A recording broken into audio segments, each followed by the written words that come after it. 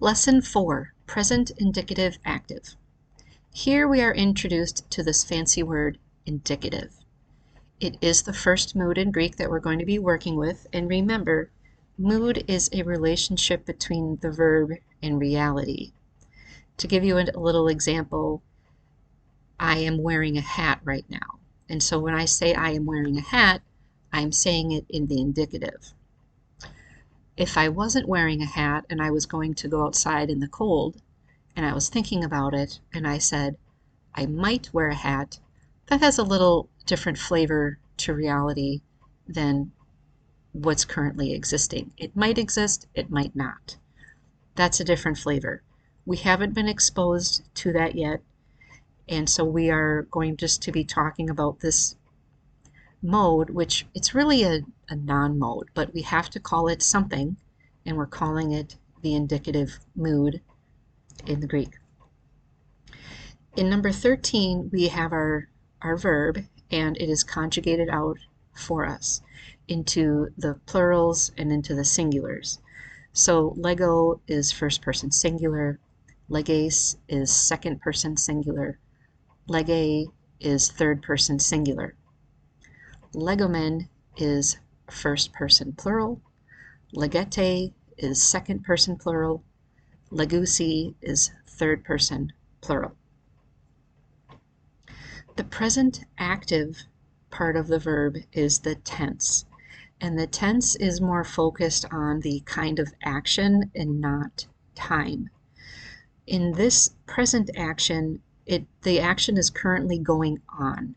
It could be considered incomplete, durative, linear. It's something that's currently happening.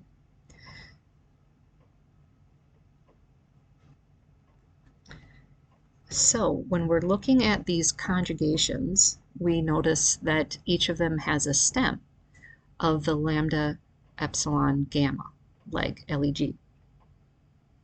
Some of them have an extra vowel before the ending, and you can see that in the omicron and the epsilon that is added before an ending. The addition of that vowel is called the thematic vowel. And the thematic vowel is going to be followed by a personal ending, which we can clearly see in the men and the te of the first person plural and the second person plural. So the leg, that's the stem. The word is composed of the stem, the thematic vowel, and the personal ending.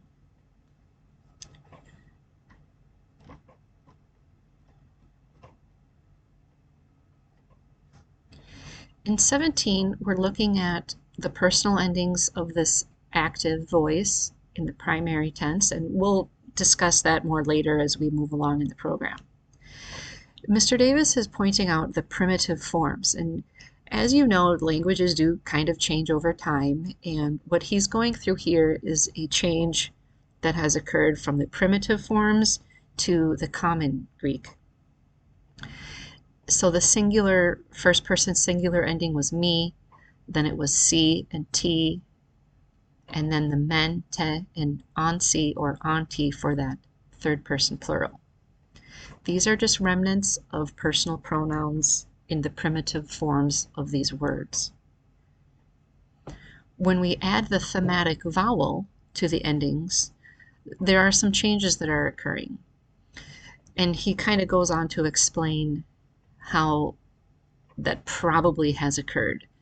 So in that first person singular, the me, the ending had dropped off, and that omicron lengthened into an omega. So that thematic vowel omicron lengthened to omega, and that's where we get that first person singular ending. In 18 part B, he's saying that the esse and the eti of the second and third person singular they've changed. It is now the epsilon iota sigma and epsilon iota in that third person plural. In the ansi, some words use anti. And the N in each language is kind of peculiar, and there is something called a movable nu, which we'll talk about later. It just makes pronouncing words easier. For example, in the English, you have the indefinite article a, but you usually would say an when you're saying it before a word that begins with a vowel. That's the example of the movable nu. In 19, what we have is what has come of the change. What is the result of the change? So we have o, ace, a, almond, ete, usi.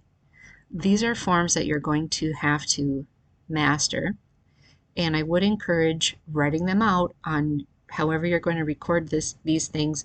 I have it on an index card right here, and I pause the video and just copy that down. There is also something called the infinitive, which doesn't have a personal ending. It's basically kind of like a state of, and in this example, lagain, to be, saying, to say. You don't always have to have a personal ending on a verb, and the infinitive form is what is showing us that. So master these endings, and if you need to just think about personal relationships, first person, second person, third person, it might be helpful to think of yourself standing out in your yard and your neighbor comes over to talk to you and you're talking to him. Hey, what are you doing today? That would be second person singular. If he and his family come out and start talking to you in your yard, you could say, hey, what are ye doing today? The English nowadays doesn't really differentiate between the second person singular or plural. In the South, you would notice this as y'all or you all. Old English has ye. And so to keep things simple, I'm going to be using ye when we're talking about that second person plural. All right, on to the exercise.